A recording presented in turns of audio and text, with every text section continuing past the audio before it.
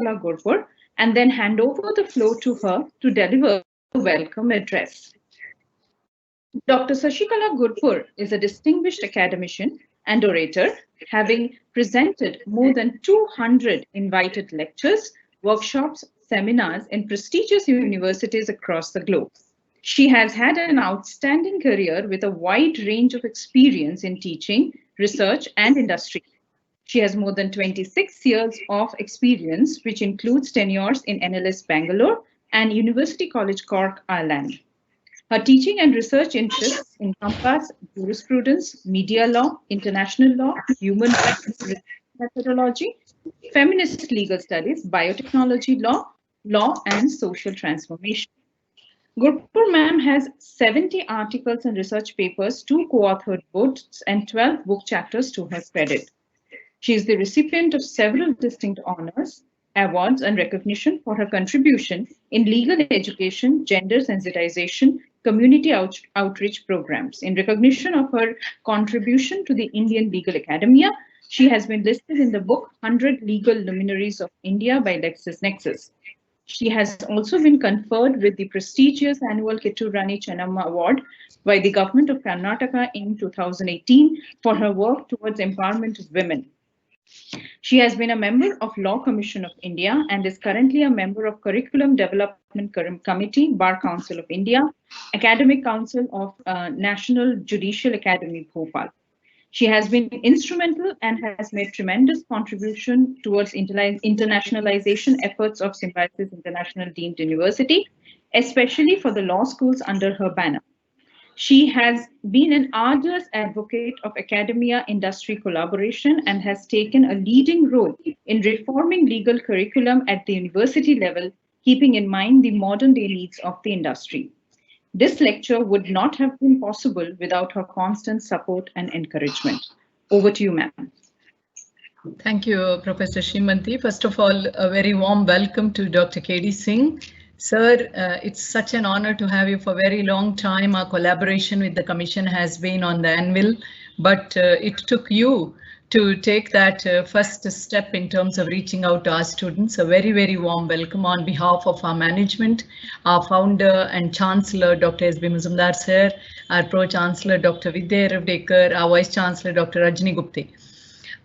We also have our faculty who join me in welcoming you, in getting your expertise to our students. At the outset, I would like to narrate to you that as you are very much aware, and it must have motivated the Commission to extend its learning arm to us, that this law school is one of the top 10 law schools in consistent ranking exercises conducted by the government as well as many other research bodies and media houses. Now, this has been possible because of the excellence drive that we have, and recently a lot of focus on research orientation, internationalization, and the meritocracy that we put in the selection of students as well as faculty. Sir, we also have this program called Distinguished Visitors, where we have experts like you coming and addressing students. We have an arrangement of bringing your experience to the students by means of such learned lectures. But our collaboration with the Competition Commission of India, thanks to leaders like you, has been a great hope for all our students. I must tell you, sir, that among our 300 students who get an opportunity in their 4th year to opt for specialization, large percentage of students opt for competition law. That shows the increasing popularity of the subject and the way in which the competition law has brought in a lot of hope in terms of regulating business misuse, and in times like this, which are great crisis that humanity has witnessed, this law plays a very important role. Now, sir, welcoming you also has been a matter of great pride for me, because starting from being an academic, you have been a practicing lawyer and you have brought your expertise and knowledge to the service of the nation in this great august body. I think a lot of my young faculty members and blooming students will definitely take inspiration not only from your words, but also from your career graph. I personally felt very honored to know that you are a doctorate in law and you are the joint director of the law arm of Competition Commission of India, and you have been working a lot in the area of cartelization, and particularly what I liked was procurement theme. Now, procurement policies have been our area of interest as well, sir, because this law school, besides having all other trappings of distinction, recently we have 4 European projects going on. And European Union has been universities from European Union through the funding of the European Commission have been collaborating with us alongside some Cambodian, Chinese, Burmese, Malayan and other partners.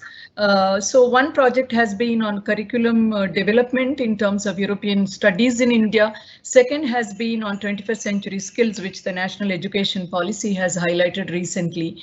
Third one has been on climate change joint curriculum development for an LLM program, transnational LLM program. And the fourth one has been international and forced migration. So I am very ambitious to also look at areas like the data privacy, competition law, alongside a lot of other new interfaces between Indian law and European law or the global law. Sir, as I welcome you, I also have a little critical insight to share with you. That is, in terms of cartelization, Commission has been very, very active in preventing the cartelization. But competition law per se has been taken in a kind of evolutionary way as a domestic practice of the US being taken into or extrapolated to European and then global levels.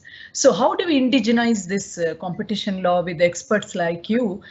Because we lawyers are always critical thinkers and we apply our logic and we stand in the ground always and we advocate for those facets which are ignored. So it would be great insight for us to collaborate with you further.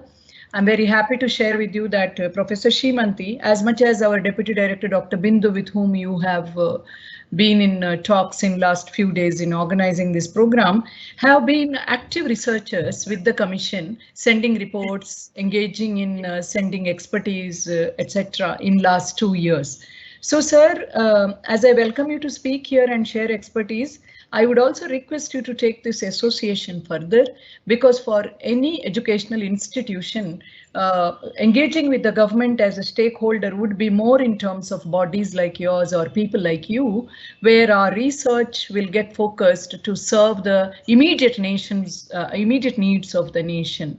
And the theme that you have chosen, the research I'm sure that you will bring to the table, and the experience that you're going to share, I'm sure will inspire a few more research nuggets from our institute, from our students, because here faculty and students collaborate in research. So thank you, sir, for agreeing to address our students and honoring our invitation. We are very proud of this moment because we have also seen that the media and social media handles pick up on this event. And with your permission, we will also be recording this lecture so that it remains as a kind of educative material for us. And it will also show how, through you, the Commission has been dynamic in reaching out to the people, to the future experts and to the youth who are also at the same time students. So welcome, sir, and thank you once again. And I wish all our audience, the faculty, students alike, to have a great learning time and to ask sir whatever doubts and whatever questions that you may have. Since sir has been a teacher, I'm sure he will be as good as us in listening to you and in solving your doubts. Welcome once again, sir. Thank you, ma'am, for your kind words. It is my privilege to introduce our guest today, Dr. K.D. Singh. Dr. Singh is a legal professional with a vast experience across various sectors of the economy in antitrust matters. Dr. Singh joined CCI in 2010 and is presently posted in the antitrust division. Earlier, he was also associated with the legal division. He has a PhD in law from University of Delhi. During his stint in CCI, he has worked on the conduct cases, cartel and market abuse on the enforcement side, besides engaging in sustained advocacy initiatives taken with the stakeholders, including several organizations and federal and provincial governments. Dr. Singh additionally holds the charge of Information Officer of CCI under the Transparency Law.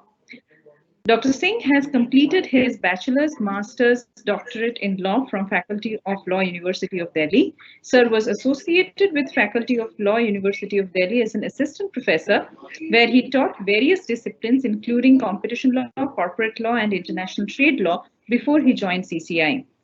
He has also practiced law before various courts, tribunals, and regulatory bodies before he joined CCI in 2010. I welcome you, sir, to this lecture. Thank you for accepting our invitation. May I now request you to go ahead and address the audience, please, sir? Yeah, sure. Thank you very much. I am very grateful to Professor Gurpur, Professor Semanti, and Professor Bindu, and other faculty members and students that you have chosen this topic, which is of great contemporary relevance for the enforcers and competition community. So this indeed being a topic of contemporary relevance, I really believe that by having discussions on the measures taken by the agency, we would be furthering the cause for which we all have gathered today. So before I share, I just have one query that are all the participants there, Professor Semanti? Yes, sir. The participants, it's a webinar format. They have all logged in, sir. Because I can see only around 8 and 4, 9 total 13 people, but I'm sure they all are logged in. So, yes, sir. Yes, sir. So this is the presentation mode, sir. The webinar is live with the students and they will be able to post questions in the Q&A section, sir. So, okay. So, I mean, you mean to say everybody is logged in, there is no problem, right? Yes, sir. No problem. You can go ahead, sir. All right, then let me start with my presentation and just please confirm that you can see my presentation. Yes, sir. We can see your presentation. All right. So thank you very much once again. And again, I'm at the cost of repetition. I thank the director, Professor Gurpur, for organizing this event on a topic which is of great importance for the competition law community.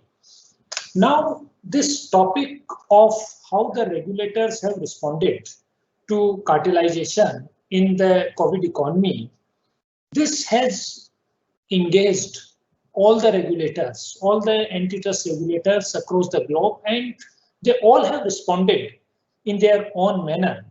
So I would just try to, within this limited time, discuss as how other regulators have dealt with the situation arising out of COVID-19 and what measures they have taken to deal with the disruptions in the supply chains arising out of this pandemic. In particular, I would be discussing with you the experience of CCI in responding to anti-competitive behavior during and in the aftermath of COVID-19. So let me begin by first mentioning that the COVID-19 pandemic has indeed disrupted the supply chains like never before in the living memory. The disruptions, the lockdowns, and the consequent restrictions have been so huge and humongous that we could not have envisaged such a situation and the necessary policy tools to deal with them ex ante. So this is indeed a situation which is much more on a bigger scale than any other natural calamity like hurricanes or various other storms, or even if the global financial crisis. This is sui generis for this generation or for the previous generation, because I believe after the Spanish flu 1920, we have only encountered after 100 years a pandemic of such a massive scale. And of course, this is not an ordinary pandemic. Today, in a globalized economy, the effects of a pandemic are multifold. In an interconnected world, the pandemic has spread wide and fast in a very short span of time. And the governments have responded by locking down and consequently imposing restrictions on movement and production. That, of course, was necessitated to break the chain of the virus and to utilize this time to gear up the economy to produce the essential health products and services to deal with this virus. Now, the major consequence has been of this pandemic, the deep economic depression, and it has been further accentuated due to shortages of essential goods and services and collapse in demand in many markets. This is, of course, due to lockdown and consequent measures, whereby the governments have taken various measures. Considering this, the competition authorities have responded to in their own manner to deal with this situation. How they have dealt with? Have they been successful? Could they have taken more measures, or the measures taken have been sufficient? These are the some points which we can try to learn during the course of this presentation. Now, firstly, I must mention that the competition agencies have responded to the challenges posed by the pandemic by recalibrating their enforcement priorities. Even the governments have responded by granting exemptions, and through various advisories, the competition authorities have also tried to address the situation. The question, again, which is looming large, how far we have been effective in dealing with this challenge through these various instruments. Now, the bottom line, which I would say, and the common thread which I can see, that competition agencies have adopted a carrot and stick approach to deal with this situation. They have been flexible in order to allow collaborations amongst competitors so as to ensure the continuous supply of essential goods and services. And to that extent, they have acknowledged the need for coordination amongst the competitors, which can ensure uninterrupted and continuous supply of essential goods. Such conduct in the normal times perhaps could have fallen foul of the antitrust law. But in these difficult times, the competition agencies have accommodated such coordinated behavior among us, the competitors. So this is the twin approach of the competition agencies, and to that extent, uniformly, you would see in all the mature jurisdictions, they have tried to adopt this twin approach, which supplements and complements itself through this flexibility and resoluteness.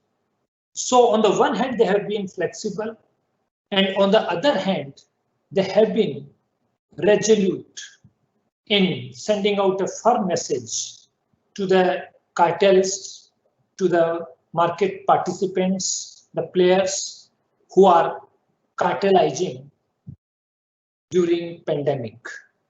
So they have given a very firm message and a very strong signal against such conduct whereby the firms are trying to go out excessive prices during this pandemic.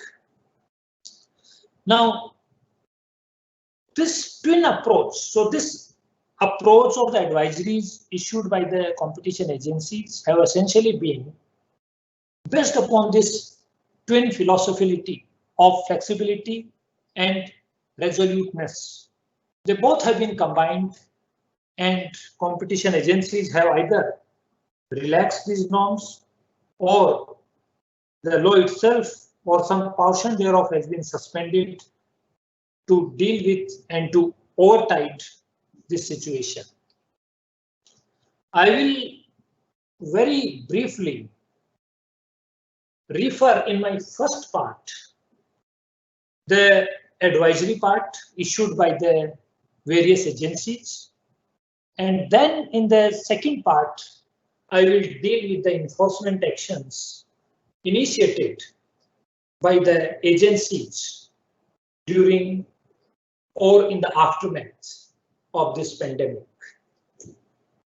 And of course, I will make a special mention in the context of Indian competition law and the approach of CCI in dealing with this situation. So firstly, let me mention the steps taken by Competition and Markets Authority UK, the counterpart of Indian Competition Commission.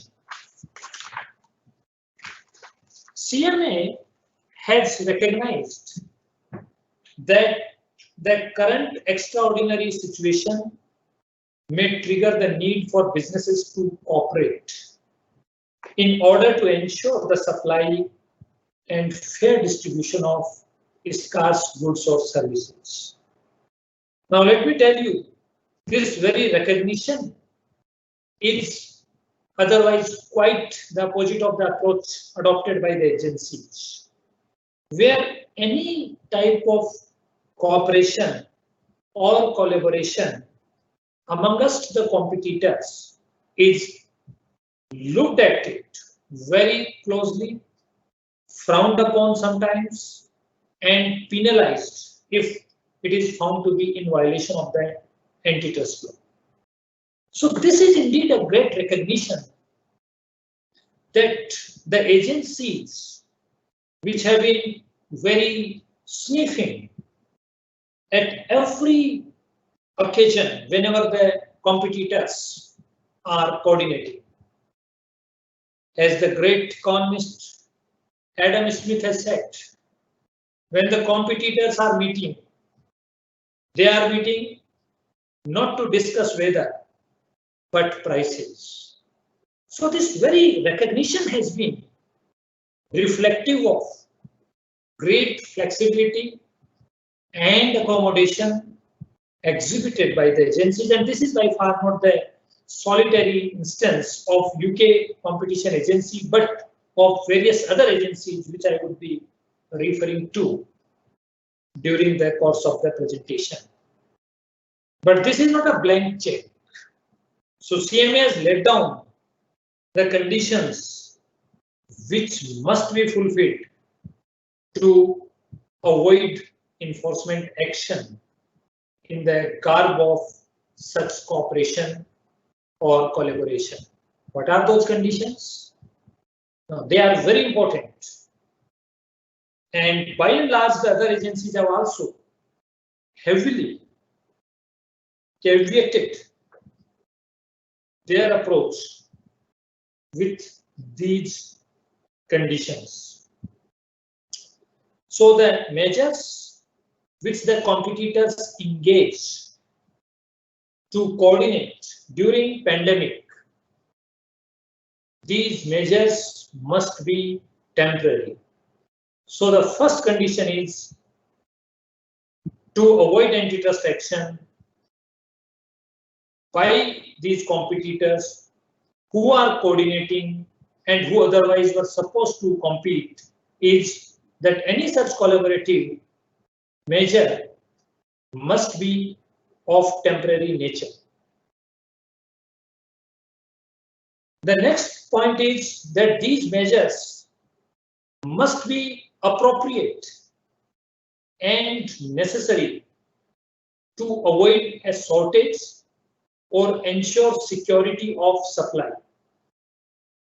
So this is not a general license for increasing efficiency of normal times. It should be temporary, appropriate, and necessary to avoid a shortage or to ensure security of supply. The third point, of course, is that these measures must be in public interest. The next condition is the measures contribute to the benefit or well-being of consumers. Now, this is very key, where the CMA has focused on the well-being of consumer explicitly and specifically, that these measures must contribute to consumer welfare. The next condition is that these measures must deal with critical issues that arise as a result of COVID-19 pandemic, critical issues. And lastly, these measures last no longer than necessary to deal with these critical issues. And why I have taken so time to explain these conditions is, you would see the difference in the approach adopted by CCI and in the approach adopted by CMA or other agencies. That these measures are very specifically tailored to deal with the situation arising out of pandemic. So this entire special dispensation, which has been carved out by the competition agency of UK, are very targeted and tailored measures. Not a carte blanche, an open license for the competitors to engage and continue with these measures post-pandemic or even during pandemic for the purposes other than those highlighted in the advisory. Now, European Union also published a temporary framework, acknowledging again the huge challenges which the businesses faced due to COVID-19 and which may necessitate cooperation in order to mitigate the impact and to ensure continuous and uninterrupted supply of essential goods and services. So again, you see the approach is very targeted, narrowly tailored to deal with the situation arising out of the pandemic.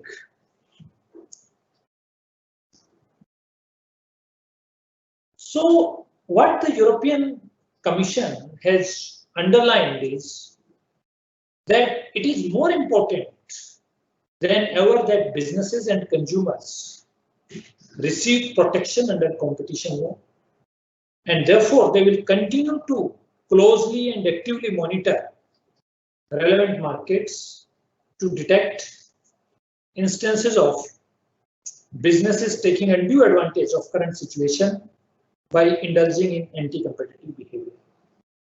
So again, this twin approach of affording protection to the businesses, competitors, or the consumers on the one hand, and to warn against undue advantage of the situation arising out of pandemic. The same philosophy, in fact, the Australian Competition Agency, that is the Australian Competition and Consumer Commission, it has granted interim authorization to supermarket operators, wholesalers of medicines, and the associations of producers of generics and biosimilars. This is a specific authorization, interim. And why it is important? Because in various quarters there are in demand that in India there is no specific exemption for some sectors which have been deeply and directly travel, hospitality, aviation, which have been directly and immediately affected, but no separate dispensation has come. So that's why it is important to compare what they have done, what we have done, and what better we all could have done. So apart from these specific 3 exemptions, particularly in the context of supermarkets and medicines,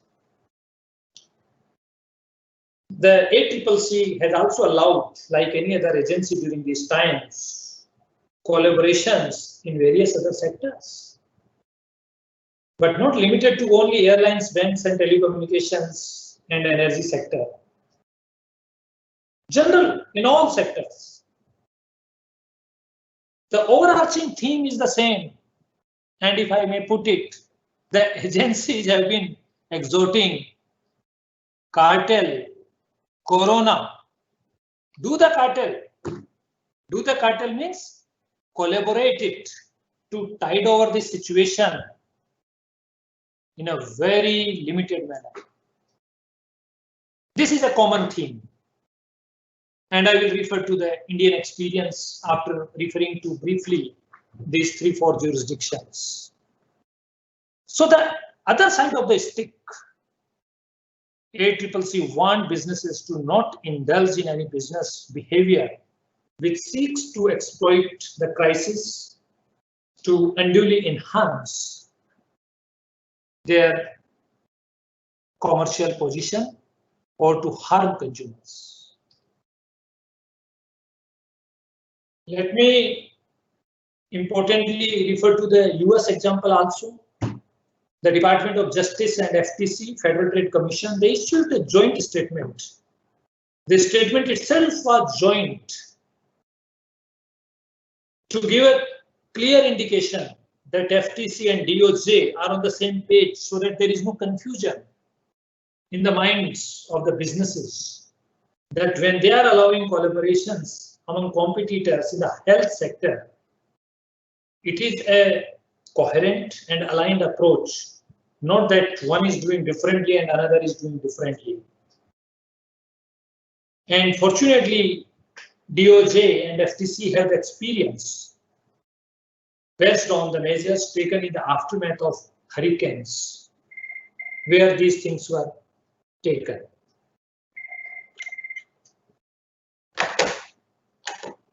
Like other jurisdictions, they have also made it clear that they will not hesitate to hold accountable individuals and businesses who may use this opportunity to subvert competition, including increased prices lower wages, decreased output, or reduced quality, as well as efforts by dominant players to use their market power to engage in exclusionary conduct.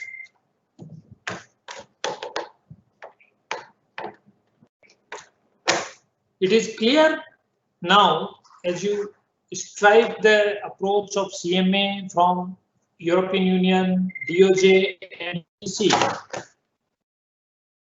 that the CMA has prioritized public interest considerations, the protection of vulnerable consumers, and is willing to apply in a particularly favorable way the exemption criteria of the Competition Act to alleviate the shortages during COVID-19. Now, I have already highlighted that ACCC has granted exemptions to the greatest number of sectors.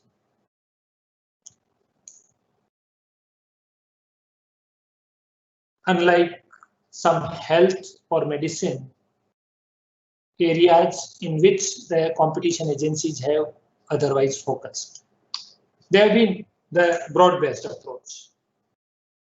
Now, apart from these advisories which I have discussed from some mature jurisdictions like European Commission, UK Competition Agency, DOJ and ACCC, some intergovernmental organizations have also, and networks, they have also issued some guidelines. Various chambers of commerce, ICN, International Competition Network, United Nations Conference on Trade and Development. I will refer to particularly the OECD guidelines or the recommendations. So in their April guidelines or recommendations for competition agencies, OECD has said and advised the authorities to monitor closely any significant and rapid price increase, coordinate with consumer protection agencies, clearly clarify to businesses how they will consider efficiencies in arrangements between competitors whilst ensuring that legitimate cooperation are necessary and limited in time, amongst others. So ACCC, which has the mandate of both competition and consumer. Now, of course, this coordination with Consumer Protection Agency is quite easy. But for competition agencies, standalone competition agencies like India's own competition regulator, because we have separate consumer protection authorities and competition agencies are different. So how they all gel together and there how we can coordinate more. This was in that context and it has a great value. Then IC and the International Competition Network, the virtual network of competition agencies, has also advised that competition agencies may accommodate collaborations between competitors necessary to address the circumstances of the crisis to the extent that their laws permit. However, it is also reiterated that competition enforcement and policy efforts to promote and protect competition will be vital to manage the impacts of the crisis and create the best environment for economic recovery. Some larger goals.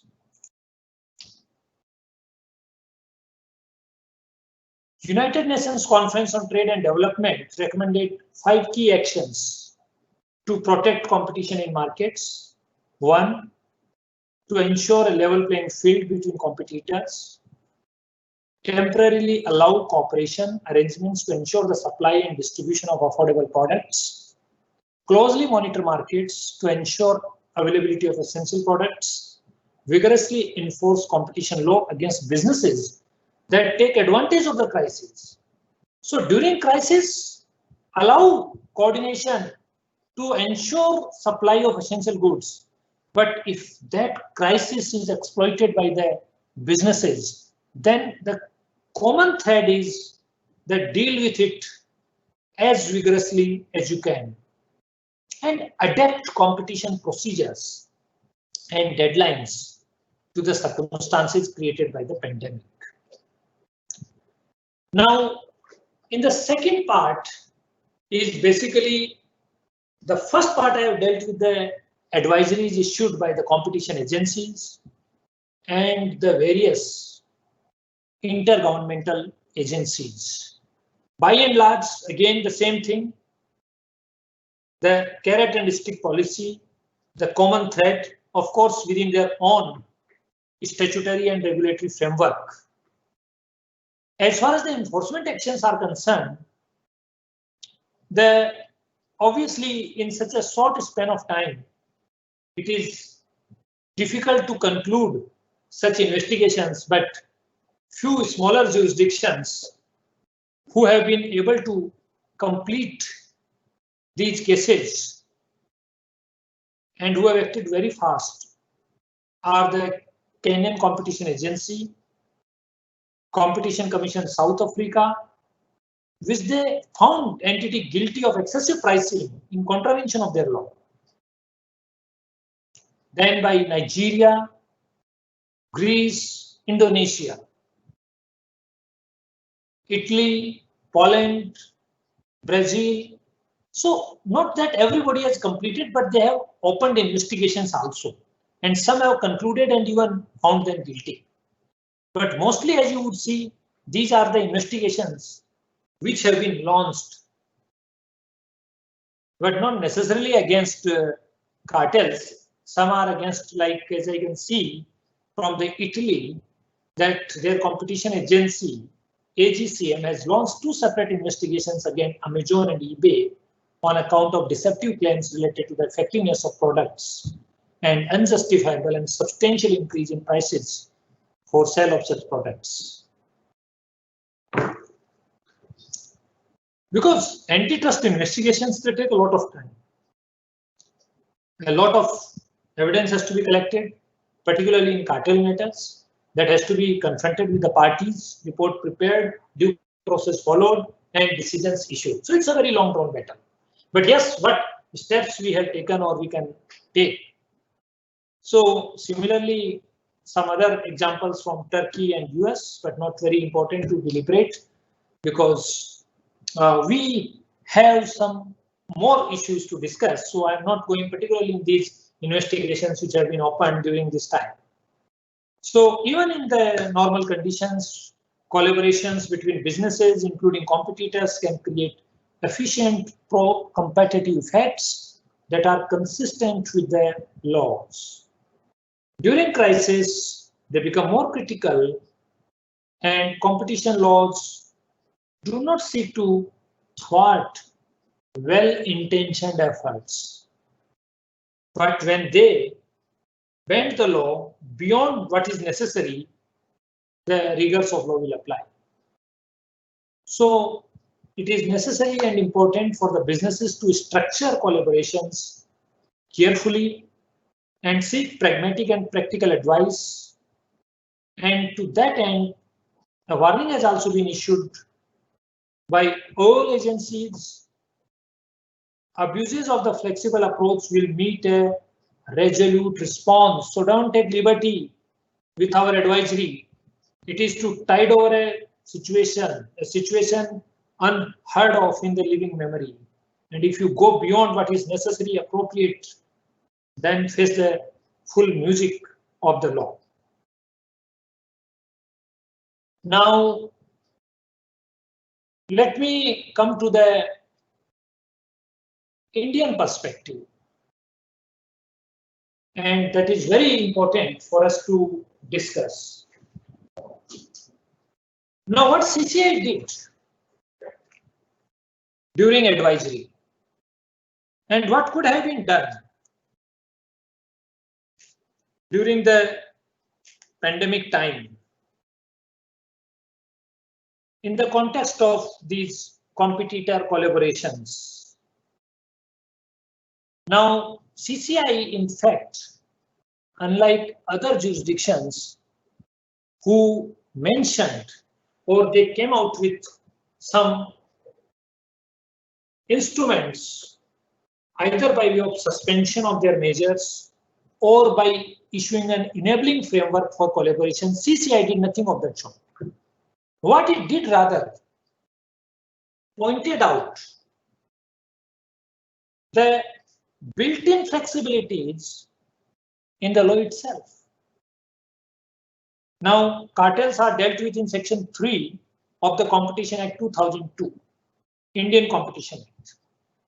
And Section 3.3 says any horizontal agreement, that is broadly the cartels which we are talking about, shall be presumed to have an appreciable adverse effect on competition. So this is the presumption whereby virtually every type of arrangement virtually is captured under the law.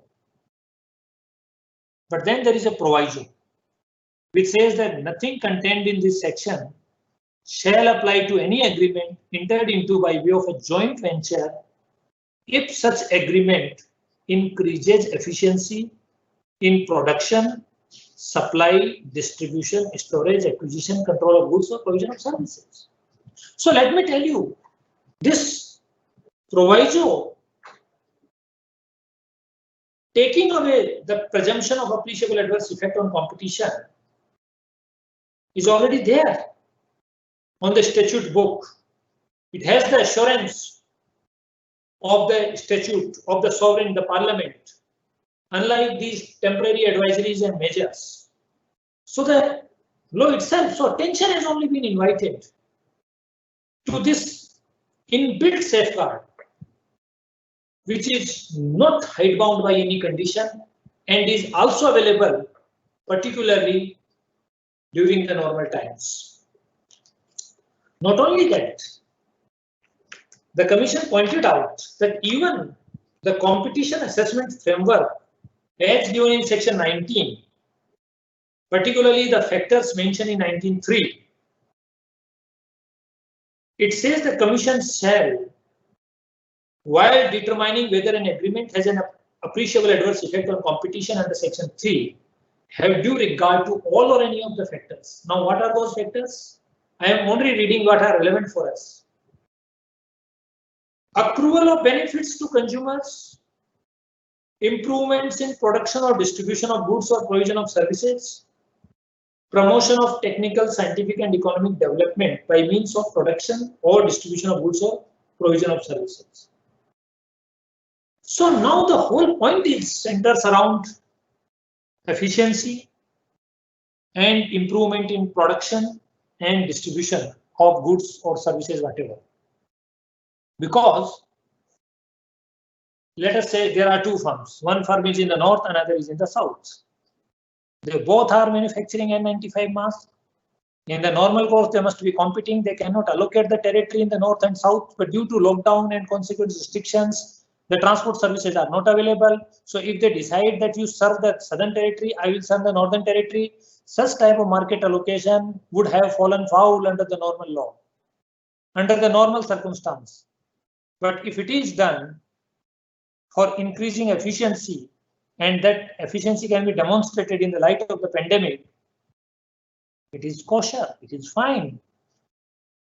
So this type of arrangements, I have just given an example, very simplistic example perhaps, to highlight how the inbuilt flexibility, the framework is so robust, so futuristic, that parties have the assurance that this is not a temporary measure, good for all times, pandemic or dehorse pandemic, they can calibrate their behavior. So long as it results in improvements in production or distribution of goods, whether essential or otherwise. And of course, the Commission also issued an advisory, the stick part, that if during pandemic, if you try to take undue benefit or benefit of the situation, that will be dealt with very heavily. So this was the second and the recurring part of this. So what is the way forward? The competition authority should ensure that issue clear guidelines to support economic survival, required growth of specific critical sectors to sustain continuous supply of essential goods and services. And to this, collaboration between governments and competition authorities is imperative, wherein both should consult and advise each other. So CCI, unlike some other jurisdictions where they have even issued exemptions, and that statutory mechanism is also available under Section 54, but that is a mechanism available with the Government of India and not with the Competition Commission of India. But I am saying the horse without any notification exempting any specific sector, the inherent built-in flexibilities and the robust competition assessment factor is sufficient to address the situation. So just to conclude, as COVID crisis evolves, companies must be aware of, adjust to changes in how competition authorities are likely to view competitor collaborations. In the longer term, questions undoubtedly will arise to whether this is temporary or instead represents a new normal, which would present a significant change in the approach to competition law policy and enforcement. COVID-19 times will forever be remembered as unique and challenging. On the one hand, competition authorities are deliberating, allowing businesses to collaborate. On the other, we have the experience which reminds us as we come out of this how valuable the cooperation can be. This is a new thing that always we frown upon any collaboration, any contact amongst competitors so suspiciously. So now this is a very timely reminder that every such collaboration need not be foul always. Now this was a reality check for all the competition agencies who will otherwise find such meeting between the competitors fishy and suspicious. So it is important to assist and allow business collaborations in these times, as is cooperation between competent authorities from different jurisdictions also. In a globalized economy, because these cartels may operate at a global level even during pandemic times, so it is very important that not only we allow collaborations between the competitors, but even the competition agencies need to have collaborations with their counterparts so that in a coordinated and concerted manner, the regulators can also deal the concerted behavior of the cartelists. Thank you very much. I am fairly finished with my part, and I would be happy to take the questions which you may have in your mind.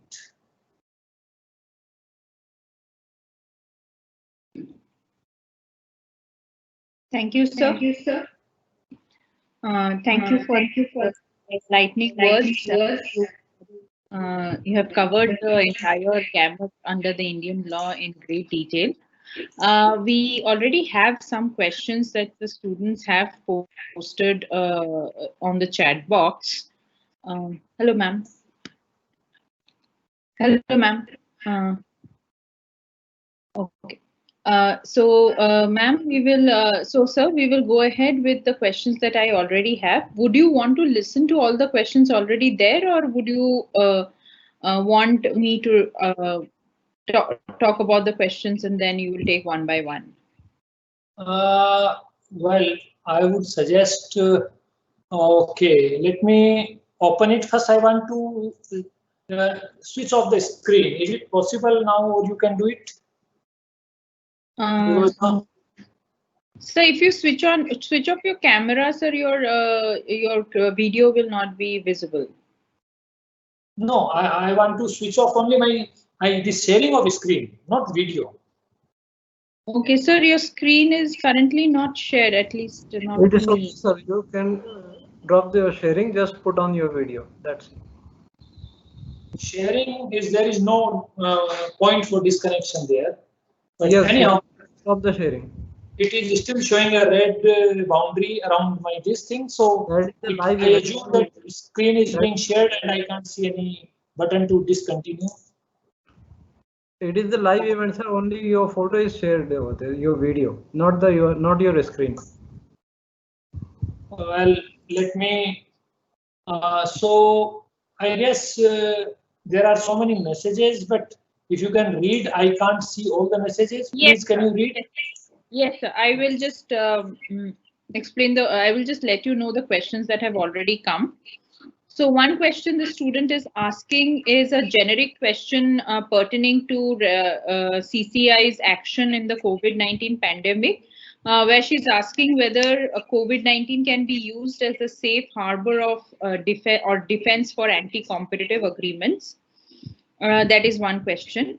The second question that has come is specifically with respect to CCI's interaction with other regulatory authorities, and that pertains to how CCI and any future data protection authority might interact and whether one will supersede the other. These are the first two questions.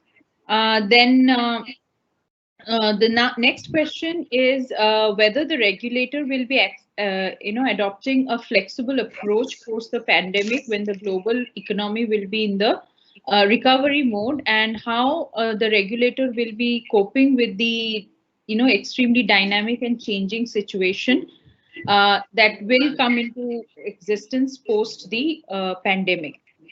So would you like to respond to these questions? There are a couple more. I'll just go through them and I'll let you know after you have responded to it, sir, if that's okay. Yeah. So firstly, I must mention that COVID as a defense, I have already mentioned that under the statute, the flexibilities are provided in the law itself. So only to that extent, the pandemic defense is available under the statute, and perhaps at the stage of quantification of penalties, as you can see from one of the decisions of the Commission recently, that one amongst others was a factor where the Commission took note of the economic stress arising in the economy due to COVID-19. So if the collaborations during the pandemic or due to the pandemic are necessary, then if they qualify the parameters of the law as I have discussed, certainly that will be available. And even perhaps in appropriate cases, that may be one of the factors to be accounted while modifying or molding the penalty to be imposed upon the cartels. I don't see the logic of this data protection authority question in this. That is a different question altogether. I don't want to go into that aspect. And as far as the interactions with other agencies are concerned, certainly CCI has already around 7 or 8 memorandum of understanding with the competition agencies. So as I mentioned, whether it is the pandemic or the recovery mode, the flexibility in the law is for all times to come, not necessarily confined to any pandemic type situation. That is the beauty. So that our law and the flexibility are forever. Yes, please. Yes, sir. So the next question that has come up is specifically related to CCI's advisory to companies during COVID pandemic, where the advisory states that circumstances proportionate to the crisis will be considered in order to grant any exemption or leniency. Is there any specific standard as to what conduct will be acceptable or unacceptable in relation to cartel-like behavior that might come up post the pandemic? Well, all I can say that these type of situations cannot be provided ex ante in a quantifiable mode. Now, what is acceptable, what is not acceptable, they all depend upon the fact situation of each case, and no agency can provide. What we have provided is much broader, that across all the sectors, not only health, We have of course highlighted advisory in the context of pandemic, but the law is static and the law is uniform for all the sectors. So this flexibility of the law in section 3.5 and in section 19.3 assessment, that is for all sectors. It is not only for one sector or the other sector. But what exactly will qualify conduct? The conduct can be of myriad types. I cannot predict, I cannot even envisage all those types of conducts. But what can be said for certainty is this flexibility is across the board, and what type of conduct, of course, that has to be examined. But the bottom line is, if the collaboration is for efficiency and for improvement in the supply chains, that will be a definite ground to consider. But rest will depend upon the fact situation. The answer cannot be given in abstract. Thank you, sir. So now I have at least 3 questions which I can see right away, which is with respect to recent CCI decisions on cartelization cases against TVS Group and also I believe SFK India and Tata Steel. So all the questions basically respond to the fact that CCI has been not very strict with imposing penalty in these cases. Is this showing the way towards a more lenient approach as far as CCI is concerned? Well, I have heard this before also. I have read this also before, that in the last 2 orders, cartel cases, CCI was perceived to be lenient with cartels. I must all say that particularly the last order, the rail brake order, if you see that why the CCI has been lenient with the cartels, let us understand one thing very clearly. The purpose of any competition agency is not to impose heavy monetary penalties and to collect revenue. That certainly is not our purpose. The purpose is market corrections. So if that market correction, the larger objective can be achieved, then I think if we consider the various factors which have been mentioned in the judgment itself, and of course COVID was one of the factors, the stress in the economy, the micro, medium and small nature of the enterprises, the bidders in those tenders, if we consider all these factors holistically, and very importantly, such a large investigation covering many tenders and various bidders, that could be completed because of the great cooperation, I would say, which the order mentions as bordering on admission. If that type of cooperation is there and parties have corrected their behavior, then to my mind a cease and desist behavior, cease and desist order would suffice the objective of market correction. And now today there is a criticism that agencies soft on cartel. Look at the other counterfactual. If during the peak of the pandemic, when everybody is economically stressed and the heavy penalties are imposed, what would have been the level of counterfactual criticism? Yes. I must say the agencies have to be very dynamic in their approach, and it is my belief, as I see, that the agency has responded very pragmatically in a very prudent manner, whereby the larger goal of market correction has been achieved, and at the same time the firm warning. Please see the order. If similar conduct is repeated, it will be construed as recidivism. So I believe let us be very prudent and not very purist, because ultimately, as the great jurist has also said, It is the life experience that is embodied in the book which we have to implement. So this type of theoretical approach and armchair approach that cartels are pernicious and must be dealt with an iron hand, I think we would be doing more harm to the cause of the economy than subserving the larger goal of market correction. So I believe these cases are in the specific fact situation, not a new normal of any leniency to cartels, and which we have to appreciate in the factual metrics of these cases. Please, next question, please. Yes, sir. The next question is actually very pertinent, and I think we all are, having this question in our mind.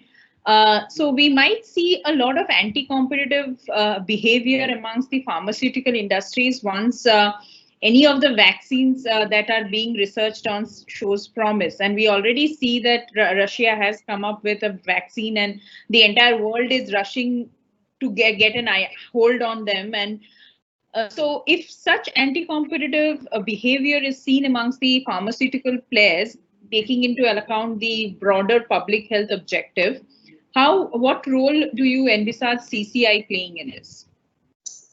I can envisage the role of CCI at two levels. One, at the stage of development of vaccine. And as the advisory itself says, if there is a collaboration by way of research and development facility sharing among us, the competitors, that of course will be a factor which can be considered in the efficiency enhancement part of the advisory and of the law. So during the development stage, if the competitors come together, fasten the process to efficiently do the things, I think that can be dealt with under the law in terms of the advisory. So to that extent, I don't see any problem.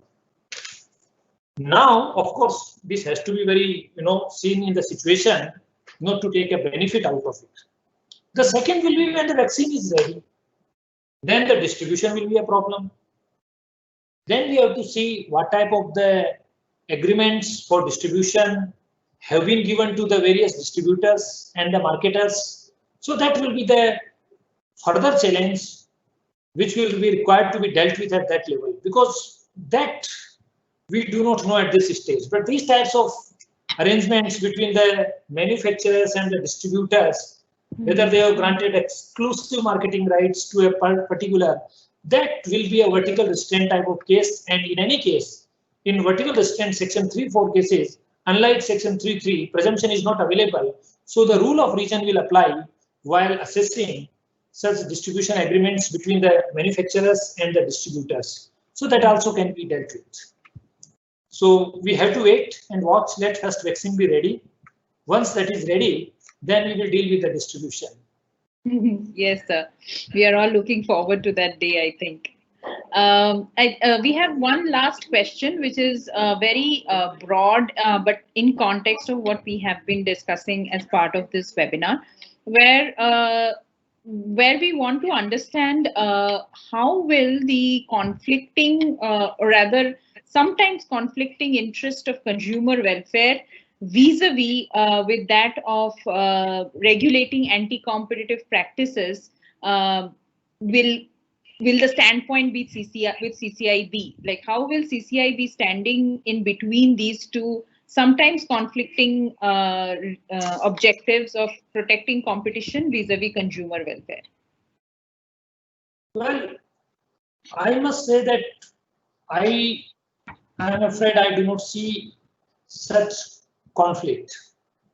If you see the long title to the Act, it categorically says that in view of the economic development of the country, for establishment of a commission to prevent practices having adverse effect on competition, to promote and sustain competition in markets, to protect the interest of consumers, and to ensure freedom of trade.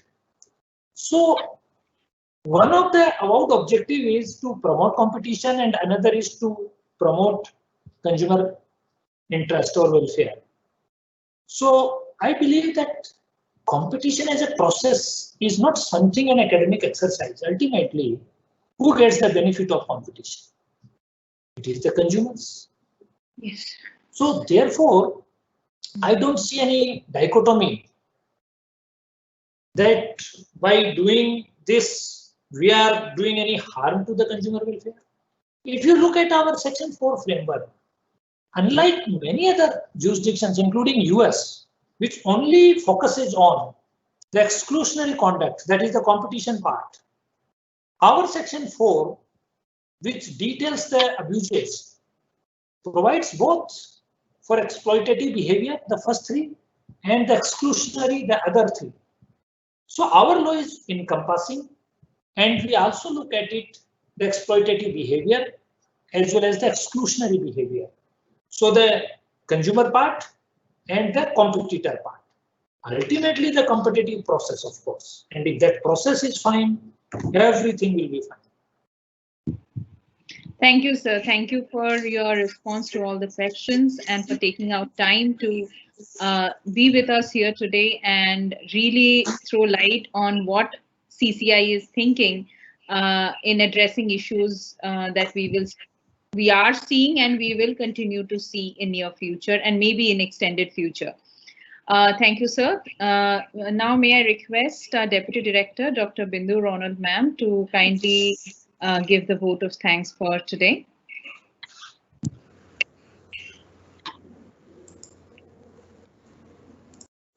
Thank you very much, Professor Srimanti. We've been waiting for a long time for this lecture, and it was an absolute feast for all of us to hear about the competition provisions that are there, which Dr. K.D. Singh so lucidly put it. As we come to the end of this lecture, it's my privilege to propose the vote of thanks, and let me start by thanking Dr. Singh. Thank you very much, sir, for taking time off your very busy schedule, and in spite of all the difficulties that we had in getting the platform and having you over here, you so patiently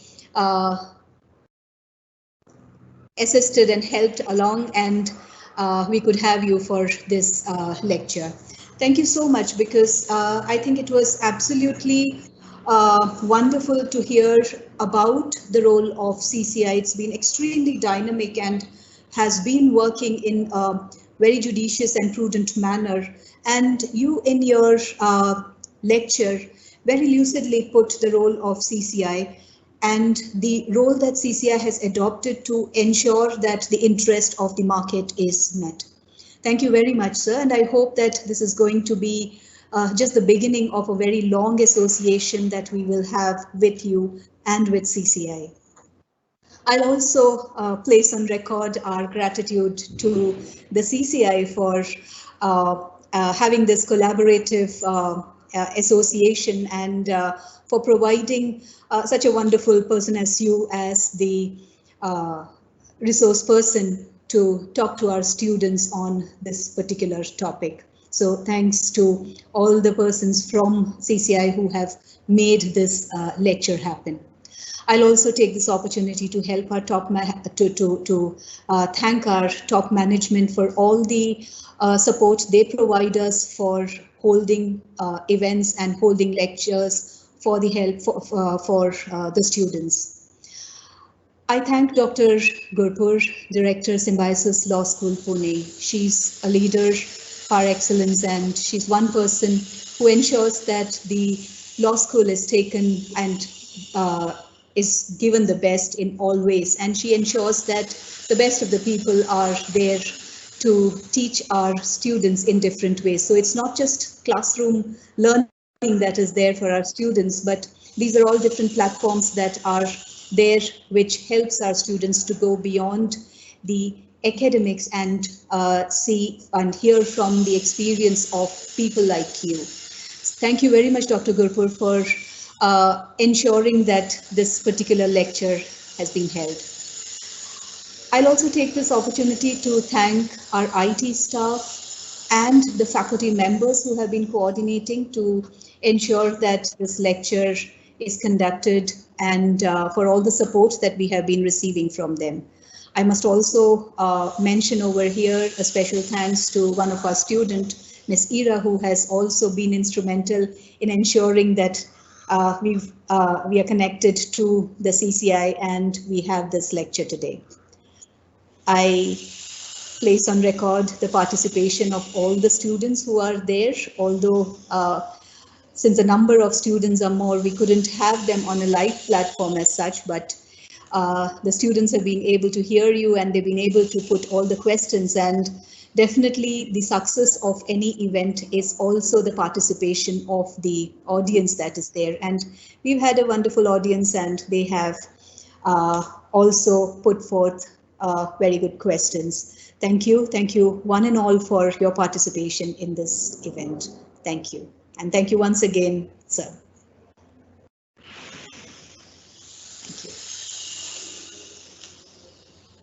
Thank you.